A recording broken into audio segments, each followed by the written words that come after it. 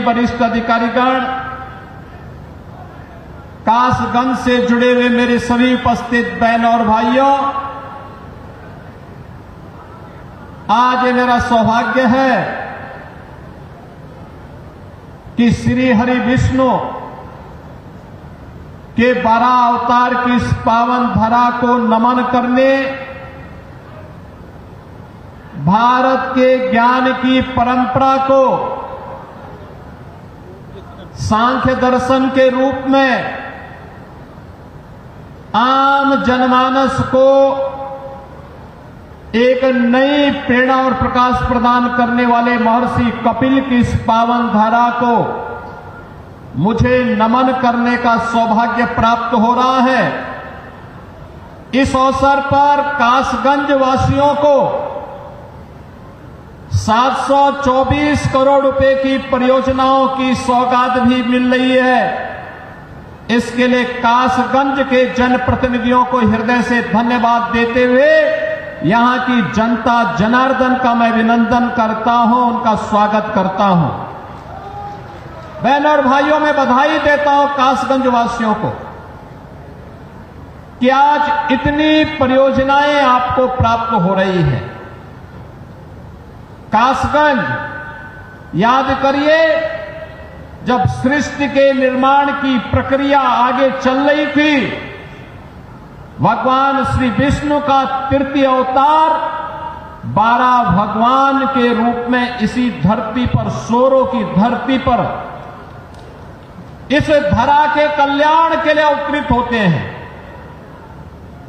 सोरों की इस पावन धरा को, जो कासगंज जनपद की पावन धरा है, इसको नमन करता हूं। और ये हमारा सौभाग्य है कि सोरों के इस आध्यात्मिक महत्व को हमारी डबल इंजन की सरकार ने समझा है। प्रधानमंत्री मोदी जी के विरासत और विकास के इस कार्यक्रम को हम लोगों ने समझा ही है, बल्कि उसको प्रभावी ढंग से क्रियान्वयन कैसे होना चाहिए, आज सोरों के अंदर चल रही विकास की परियोजनाएं, कासगंज के अंदर चलने वाली विकास की परियोजनाएं उसका उदाहरण है। और उन्हीं के लोकार्पण और शिलान्यास के लिए आज मुझे आपके इस जनपद में आने का सौभाग्य प्राप्त हुआ है।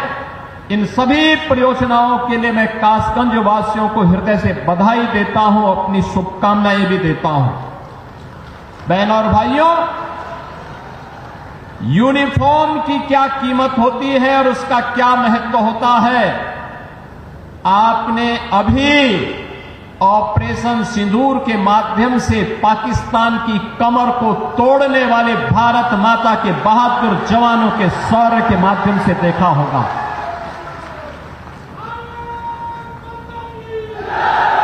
आपने देखा होगा कैसे प्रधानमंत्री मोदी जी के मार्गदर्शन में भारत के बहादुर जवानों ने पाकिस्तान को चारों खाने चित्त करते हुए उसको उसकी ही औकात में लाने का काम किया है।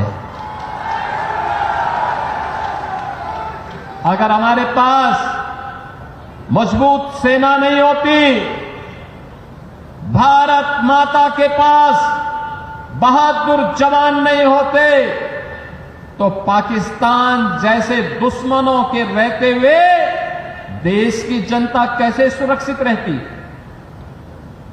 कैसे सुरक्षित रहती। अब तो भारत ने बता दिया है कि अगर हमारे एक नागरिक को भी छेड़ोगे तो अपने अस्तित्व के लिए जूझोगे, अपने अस्तित्व के लिए जूझोगे।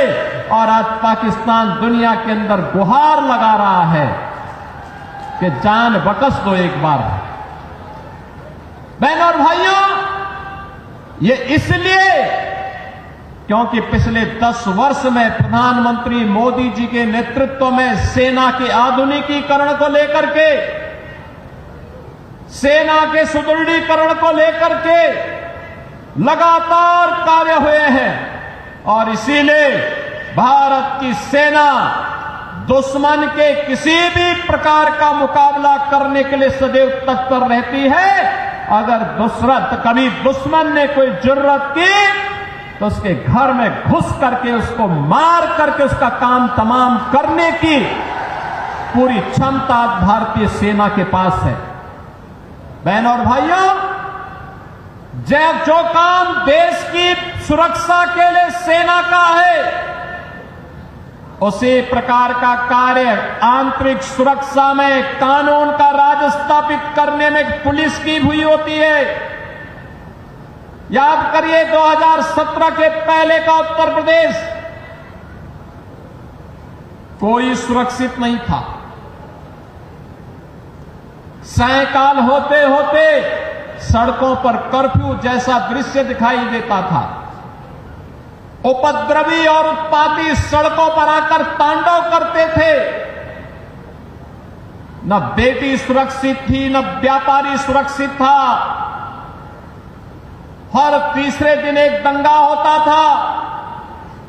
पर्व और त्योहार के पहले ही लोगों के घर में, लोगों के मन में एक आशंका आ जाती थी, पता नहीं अब क्या होगा, अब क्या होगा। प्रदेश में विकास ठप हो गया था। एक तरफ उपद्रव और दूसरी तरफ अंधेरा। इन दोनों के बीच का समन्वय था समाजवादी पार्टी और पहले की 2017 की पहले की सरकारें। वे गुंडों के साथ मिलकर के प्रदेश में अराजकता फैलाते थे, कानून के लिए संकट खड़ा करते थे। बेटी और व्यापारी की सुरक्षा के साथ उनके सुरक्षा के साथ खिलवाड़ करते थे। सज्जनों को प्रताड़ित करते थे, दुर्जनों का महिमा मंडन करते थे। यही पिछली सरकारों का कार्य था।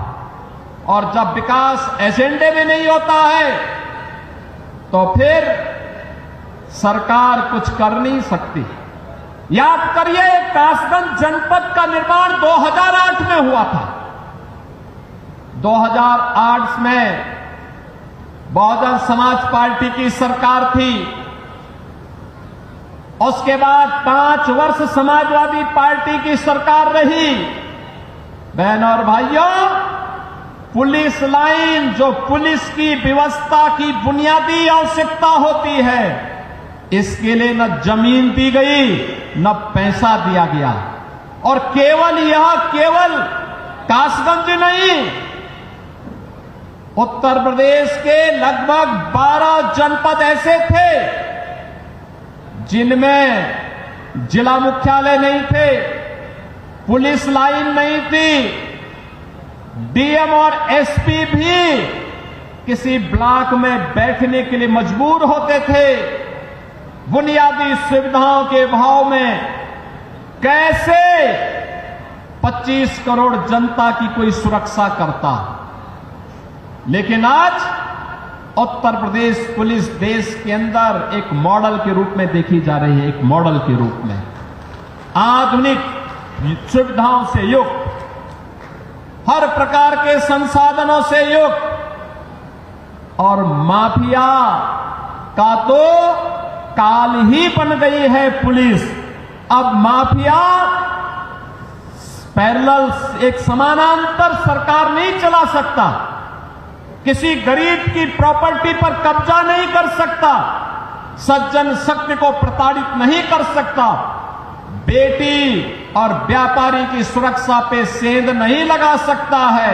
अगर लगाएगा तो उसे मालूम है अगले चौराहे पर यमराज उसका इंतजार कर रहा होगा और फिर राम नाम सत्य है कि यात्रा निकलनी प्रारंभ हो जाएगी। बहनों और भाइयों, ये नए भारत का नया उत्तर प्रदेश है। आज मुझे 191 करोड़ रुपए की लागत से बने हुए कासगंज के अत्याधुनिक पुलिस लाइन के लोकार्पण का अवसर भी प्राप्त हो रहा है। ये लोकार्पण केवल एक पुलिस के लिए नहीं, पुलिस के लिए यहां अत्याधुनिक सुविधाएं दी गई हैं। 1000 बैरक बनाए गए हैं, 1000 पुलिस कार्मिकों के लिए बैरक बनाए गए हैं। यहां पर पुलिस के जुड़े हुए अधिकारियों के लिए आवासीय सुविधा भी दी गई है। पुरुष हो या महिला कांस्टेबल या अधिकारीगण, इन सबके लिए सुविधाएं दी गई हैं। ऑडिटोरियम भी बनाया गया है, लेकिन साथ साथ यहां पर पुलिस की वे आधुनिक सुविधाएं भी इनको प्राप्त हो रही हैं जो एक आधुनिक पुलिस को प्राप्त होने चाहिए। और ये मॉडल बना है। उत्तर प्रदेश पुलिस आवास निगम ने एक समय सीमा के अंदर इसे निर्माण करते हुए आज समर्पित किया है और यह कार्यक्रम अनवरत रूप से आगे बढ़ेगा। अब पुलिसकर्मी भी टूटे हुए एस्बेस्टस के बैरक में नहीं रहेंगे, बल्कि हाई राइज बिल्डिंग के किसी अच्छे शानदार आवासीय सुविधाओं से युक्त बैरक में रह करके सुरक्षा का शानदार मॉडल खड़ा करेंगे। यह पुलिस लाइन कासगंज इसका एक उदाहरण बनकर के